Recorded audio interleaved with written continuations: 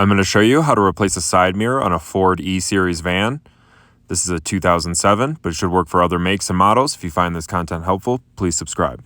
So here we have our E350 van, and you can see that the passenger side mirror was hit and damaged, and the easiest way is just going to be replace it, because as you can see, the casing and the mirror are damaged, so we have to replace this. And there's the outside casing, and instead of getting a close to $300 Ford one, I got a Dorman one for about 50 bucks. It looks exactly the same. Here's the new one with all the packaging still on it. Looks just like the Ford one. And the first thing we do is remove this plastic cover, and it pops right off. Put that to the side. You can see there's 4 bolts holding on the mirror, nuts. One is hidden. So after you loosen these up, just keep them on there so the mirror doesn't go flying off. And I'm just getting these loose with the wrench, and then I'll get them off with my hand. To get to that hidden one, you just need a Phillips head screwdriver, and you can remove the quarter top corner of this door panel, and you can slip your wrench in there with your 7/16 socket, loosen that one up, but be careful not to drop the nut down there. So I just did it by hand and carefully removed the nut, and then I took off the remaining 3.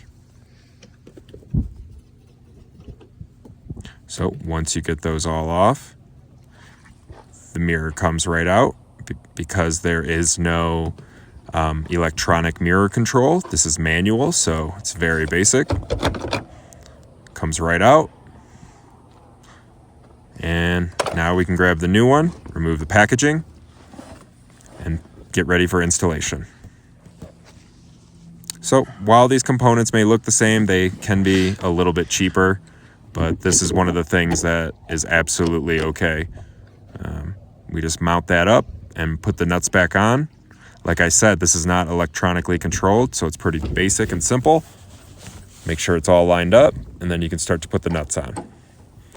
Make sure you tighten them down just snug so they won't come loose, and do not over tighten them. This one I over tightened, and it actually broke off.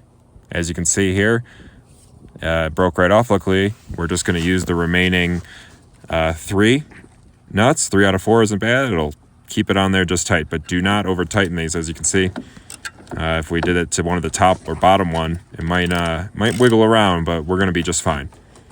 So I tighten these down just nice and snug. After I get those snug, I can then line up the door panel cover.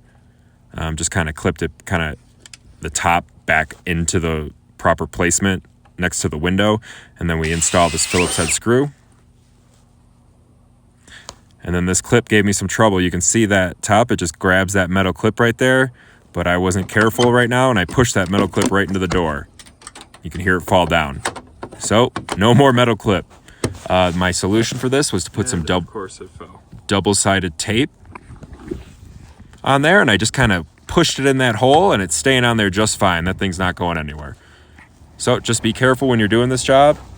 Now we have a brand new mirror. You're not going to get pulled over, and it's safe for anyone to drive. So if you want to save about 250 bucks, avoid the Ford dealership for just the part alone and the install if you want to get it installed. And this was a 50-buck fix, about 30 minutes to an hour, and it looks great. So if you found this content helpful, please hit the like button and subscribe to the channel.